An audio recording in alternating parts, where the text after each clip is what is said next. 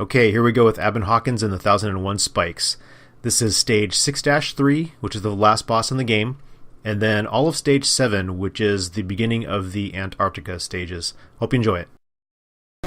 Alright, let's get started here with stage 6-3, called Final Trial, and this is the last boss in the game, or at least the first arc of the game. I was somewhat disappointed that there weren't any other boss encounters in the game that I can remember. All of the stages end with a pretty quiet and relaxing walk towards the relic of each stage. So this is really the first time you fight anything resembling a boss, and compared to the rest of the game, this is very easy. You just let him hop back and forth, jump on his back, hit the ruby, and jump off before the spikes on his back get you. After you hit him 4 times, then the roof starts collapsing a little bit more. And basically, yeah, you just gotta wait and hop on his back and hit the ruby, I think once or twice more, and he's done. And right here, just get off the floor so that you don't get impaled and die, which I did once. So yeah, it has some traps, and I guess it's, you know, it's a solid design, but ultimately, yeah, see, he kind of shakes his head as if, you know, saying that's it. And so those stages are bookended by stages that don't require any platforming and don't have any traps, so I didn't include them. So right here, stage 7.1, Port Lockroy, this is the beginning of the Antarctica storyline. And this is pretty cool. I don't know if this was in the original 1000 Spikes, but it basically doubles the length of the game. There's, looks like, about 5 more worlds or stages to discover. And yeah, so far it's been pretty cool. There's some crazy stages coming up, and right here I cut it because there's not much interesting before or after that. So I went ahead and skipped ahead to stage 7.2, Adelaide Island. This one's pretty hard.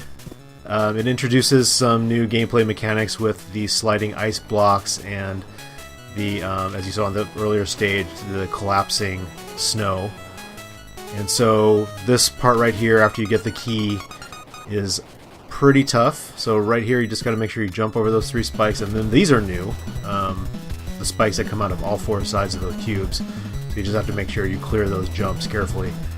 I waste a bit of time here since the exit's right there, and I'm like, what kind of traps are waiting in there? I'm guessing spike floors and of course the dart trap. And so I jump in, and sure enough, there's some spikes, and thought they might put some by the exit, but they didn't.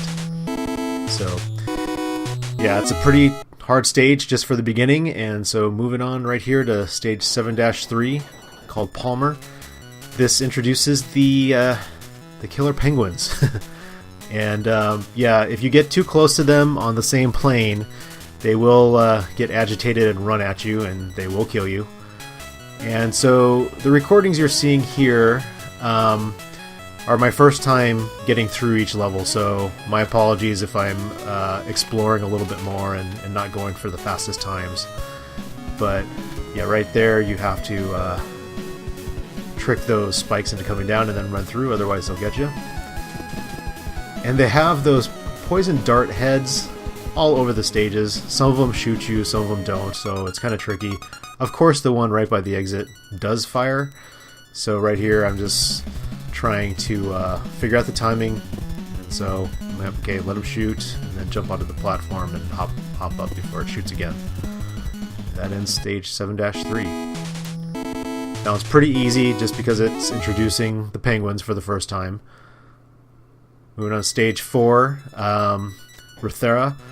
This one took me a long time to finish, mainly because these ice blocks here coming up in a few seconds requires some pretty good timing. Right here, you have to stay behind the block, wait for the dart to come out, and then get on the other side of it and start pushing it the other way. If you let it hit the wall, you're done. You can't finish the stage. And that's an interesting design element of 1001 Spikes, is that you can break levels, and so you basically have to push start and retry it. You know, I guess it's interesting that you can do that. I'm not a big fan of levels that break so easily, but when it's part of the design, I guess it's okay. So right here, yeah, you just have to time it so that you hit the ruby late enough so that the sliding ice block doesn't fall, and again, that will have you resetting the level. And then right here, I kind of get lucky because I'm like, oh shoot, look at all the spikes, and I get trapped there. I thought I was going to get crushed, but you can sort of redo this part, and that's exactly what I do. I just wait and then hop up and go to the exit. But yeah, like I was saying, the fact that you can break levels, I think it might bother me more in other games, but here it's a pretty common occurrence, and again, it's with it being part of the overall design of the game, I don't mind it so much. So this one, stage 7.5, Thurston, this one is a lot of fun. This one didn't take too long to beat. It has a good rhythm.